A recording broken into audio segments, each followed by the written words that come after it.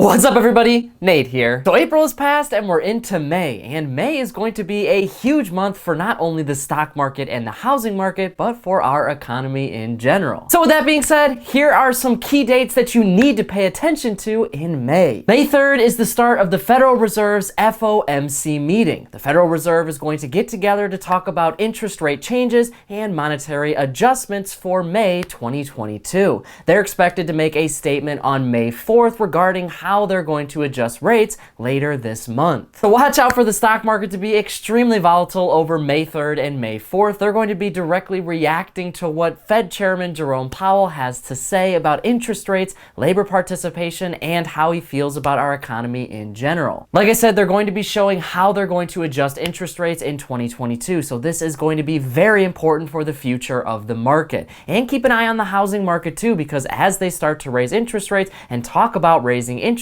rates, banks and financial institutions are going to follow suit, and they're going to make it a lot harder for people to get mortgages. So this could mean a further cooling off of the housing market, or if the Federal Reserve believes our economy is in a really good place, then they might not raise interest rates too aggressively. They have talked about, though, raising interest rates by 50 basis points or more in 2022 and beyond. So expect that on May 3rd with a major statement on May 4th. And then on May 9th, which is actually next Sunday, we have, of course, Mother's Day, but more importantly, it's Vladimir Putin's Victory Day. On May 9th, Putin is expected to make a major announcement, with a lot of experts predicting that he's going to say that Russia essentially won the Russia-Ukraine war, and this is finally the end. That's most likely not going to be the entire story here, but with this sort of happening, the stock market is going to also react to that. This could mean that supply chain issues finally start to end in the United States and across the world. Energy prices won't be as extreme as well, which could mean a lowering of inflation in general.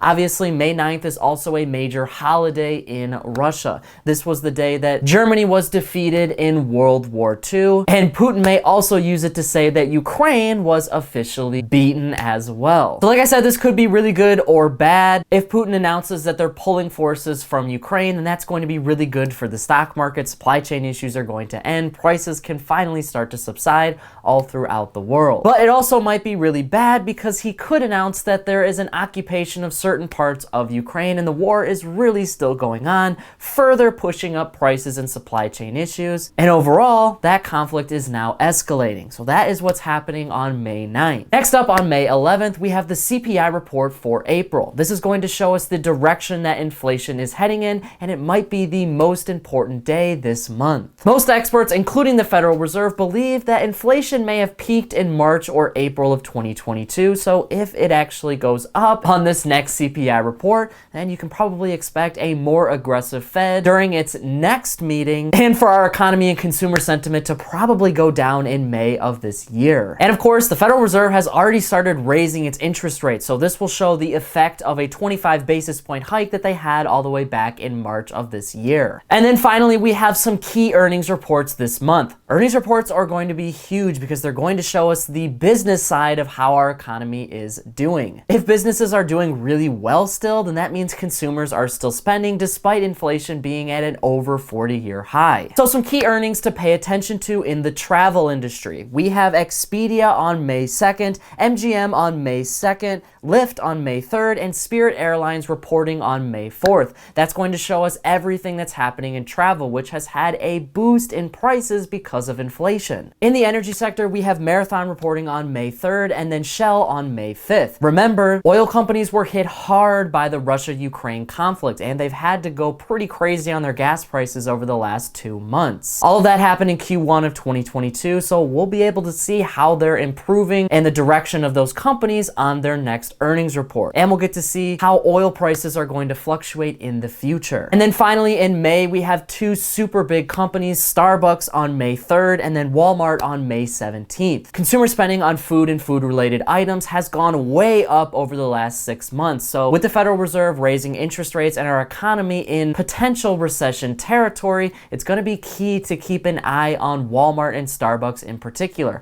How are consumers spending money? Are they still spending the same amount that they were before, despite super high inflation? And then some other key earnings reports to keep an eye out for: Zillow on May 5th, Disney on May 11th, Home Depot and Lowe's on May 17th, 17th and May 18th, respectively. Zillow and Home Depot and Lowe's are super important because that's going to show us how the housing market is doing. Are people spending more on home improvements right now, or are we starting to see more people sell their houses? That's pretty much how Zillow makes money, and if people aren't putting their houses up on Zillow, then Zillow's not going to have as big of profit. Obviously, the housing market has cooled off because of inflation and interest rates in the United States, so Zillow earnings are going to be very important, and they're going to adjust their outlook for the rest of this year regarding home values and home inventory. Disney is also big too. They're one of the biggest companies in the United States, and they have had a rough time in Florida as of recently. Disney's entire city district is on the hook, and it might completely disappear over the next few months. That's going to be costly for them and taxpayers in Florida. Not only that, but Disney has its streaming service Disney Plus, and they also own Hulu. And we already saw this year Netflix tank on its earnings. Is this a wider loss for streaming services in general, or is it just a Netflix problem? We'll find that out when Disney reports. On those dates in particular, you're gonna have some stock market volatility because if earnings beat estimates, then the stock market is most likely going to go up. That shows that expectations for the future of our economy are very good. Consumers are still spending and businesses are still making money. Obviously, if CPI inflation goes up, then we know inflation hasn't peaked and it's going to continue to rise. That will directly influence what the Federal Reserve does with its interest rates. The Fed wants to get aggressive, and we're going to learn that during its next FOMC meeting this month. So keep an eye out for all of that, and let me know in the comments below if I missed a key date or a key earnings report. That is it for me, everybody. Be kind out there, and I'll see you all in the next one.